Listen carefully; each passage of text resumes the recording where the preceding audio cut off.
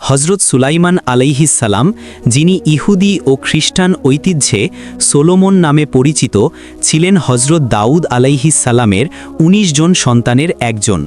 হজরত দাউদ আলাইহিস সালাম ছিলেন বনি ইসরায়েলের এক জ্ঞানী রাজা ও মহান নবী ও রাসূল আল্লাহ তাআলার পক্ষ থেকে।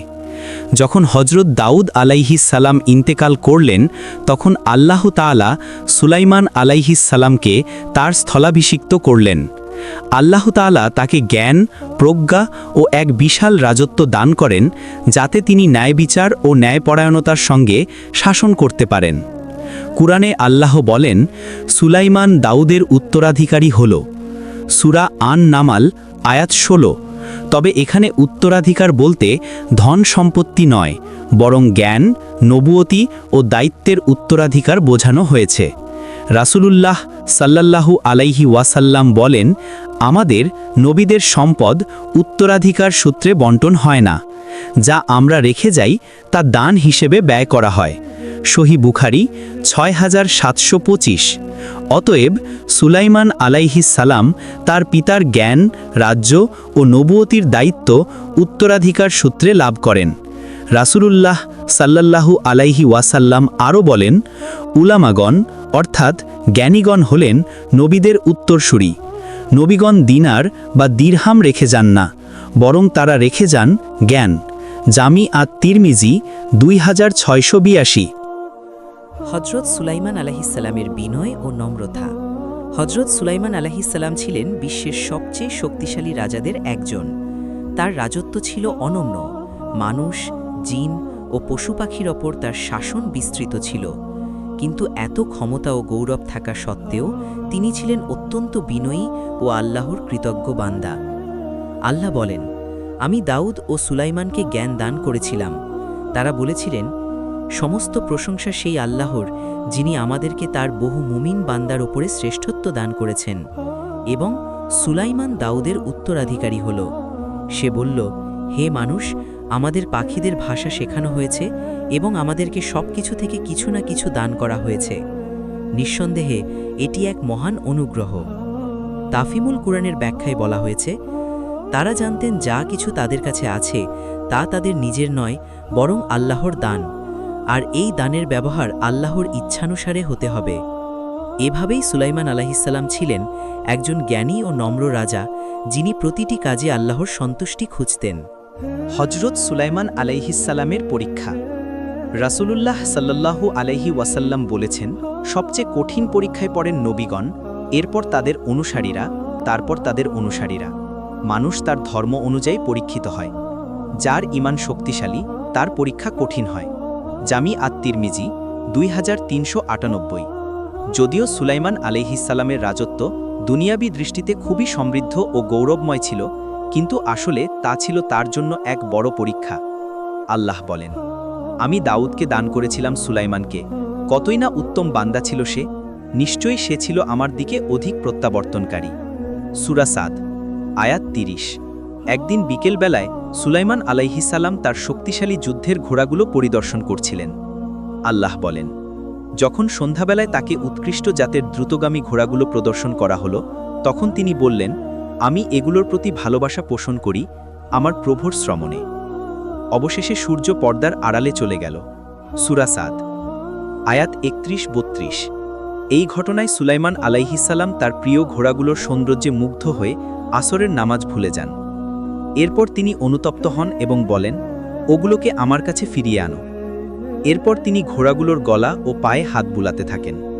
সূরা সাদ আয়াত ৩৩। কিছু আলেম বলেন, তিনি তার ভালোবাসার জিনিস ঘোড়া আল্লাহর সন্তুষ্টির জন্য কোরবানি করেন এবং গরিবদের মধ্যে বিলিয়ে দেন। আবার কেউ কেউ বলেন, তিনি ঘোড়াগুলোকে আদর করে হাত বুলিয়েছিলেন, কারণ নবীগণ কোনো প্রাণীর উপর অত্যাচার করেন না। এই ঘটনার পর আল্লাহ বলেন, আমি নিশ্চয়ই সুলাইমানকে পরীক্ষা করেছি এবং তার সিংহাসনের উপর একটি দেহ নিক্ষেপ করেছি, এরপর সে আমার দিকে ফিরে আসে। সূরা সাদ আয়াত ৩৪। এই পরীক্ষার বিস্তারিত কোরআনে উল্লেখ করা হয়নি। অনেক ইসরাইলিয়াত ইহুদি বর্ণনায় অতিরিক্ত বিবরণ এসেছে, কিন্তু সেগুলোর অনেকই মিথ্যা এবং অসম্মানজনক। তাই হাফিজ ইবন কাসির রহিমাহুল্লাহ বলেছেন, যে বিষয়ে কোরআন নীরব সেই বিষয়ে আমাদেরও নীরব থাকা উত্তম। অতএব আমরা শুধু এতটুকুই জানি, আল্লাহ তায়ালা সুলাইমান আলাইহিসসালামকে এক কঠিন পরীক্ষায় ফেলেছিলেন এবং তিনি অনুতপ্ত হয়ে আরও বেশি আন্তরিকভাবে আল্লাহর দিকে ফিরে আসেন। নবীদের লক্ষ্য কখনোই দুনিয়ার ভোগবিলাস বা বস্তুগত জীবনের প্রতি মনোযোগ দেওয়া নয়। হজরত সুলাইমান আলাইহিসসালাম এমন এক রাজত্ব প্রার্থনা করেছিলেন যা অন্য কারো ছিল না, তবে তা ক্ষমতার লালসা থেকে নয়।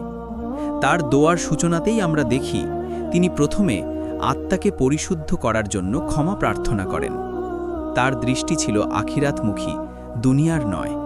আর আল্লাহ সুবহানাহু ওয়া তাআলা জানতেন তার নবী সুলাইমান আলাইহিসসালাম সম্পূর্ণ নিঃস্বার্থ এবং এই রাজ্য চেয়েছিলেন কেবল আল্লাহর পথে কল্যাণ ছড়ানোর জন্য।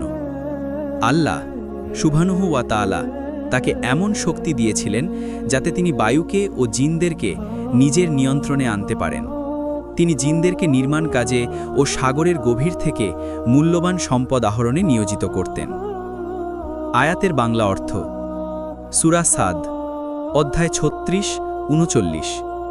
তখন আমি তার জন্য বায়ুকে অনুগত করেছিলাম, যা তার আদেশে মৃদুভাবে প্রবাহিত হতো যেখানে তিনি ইচ্ছা করতেন।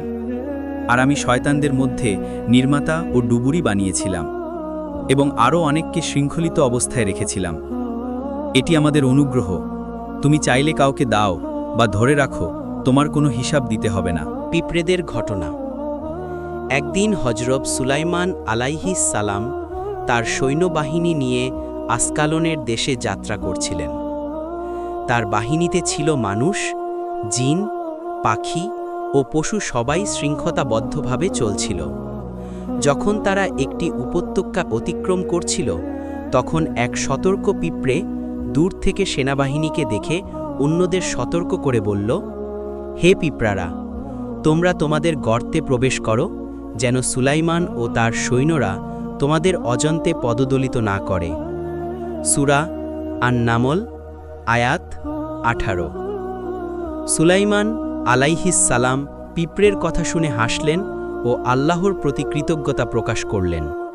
তিনি তখন দোয়া করলেন, হে আমার প্রভু, তুমি আমাকে তোমার সেই অনুগ্রহের প্রতি কৃতজ্ঞ হতে সক্ষম করো যা তুমি আমাকে ও আমার পিতামাতাকে দান করেছ, এবং আমাকে এমন সৎকর্মে নিযুক্ত করো যা তুমি পছন্দ করো, আর তোমার রহমতের দ্বারা আমাকে তোমার সৎকর্মপরায়ণ বান্দাদের অন্তর্ভুক্ত করো।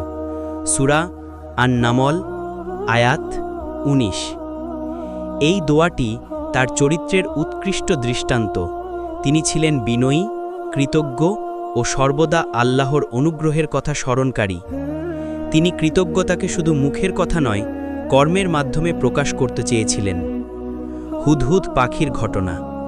একজন মহান নেতা তার অনুসারীদের খবর রাখেন, এই গুণটি হজরত মুহাম্মদ সাল্লাল্লাহু আলাইহি ওয়াসাল্লামের মধ্যেও দেখা যায়। তেমনভাবেই সুলাইমান আলাইহিসসালাম তার বিশাল বাহিনীর প্রতিটি সদস্যের খোঁজ রাখতেন। তিনি একদিন সেনাবাহিনী পরিদর্শন করছিলেন এবং হুদহুদ নামের এক পাখিকে অনুপস্থিত দেখতে পেলেন। তিনি বললেন, আমি হুদহুদকে দেখতে পাচ্ছি না, নাকি সে অনুপস্থিতদের মধ্যে রয়েছে। সূরা আন-নামল, আয়াত 20। তিনি আরও বললেন, যদি সে কোনো যৌক্তিক কারণ না আনে, তবে আমি অবশ্যই তাকে কঠিন শাস্তি দেব, বরং হয়তো তাকে হত্যাও করব। সূরা আন-নামল, আয়াত 21। অর্থাৎ তিনি শাস্তি দেওয়ার আগে কারণ জানতে চাইলেন। এটি তার ন্যায় বিচার ও ধৈর্যের পরিচায়ক। কিছু মুফাসসির বলেন, হুদহুদ পাখি পূর্বে সুলাইমান আলাইহিসসালামকে পানির উৎস দেখিয়ে সাহায্য করেছিল। অন্যরা বলেন, তারা সূর্যের তাপ থেকে রক্ষা করত। যেভাবেই হোক, তার সেনাবাহিনীর এক সদস্যের অনুপস্থিতিও তার দৃষ্টি এড়ায়নি। হুদহুদ ফিরে এসে জানালো, সে এক রাজ্য দেখেছে যার রানী নাম বিলকিস, যিনি সূর্যের উপাসনা করেন। সুলাইমান আলাইহিসসালাম বললেন, এই আমার পত্রটি নিয়ে তাদের কাছে পৌঁছে দাও, তারপর তাদের প্রতিক্রিয়া দেখো। সূরা আন-নামল, আয়াত 28।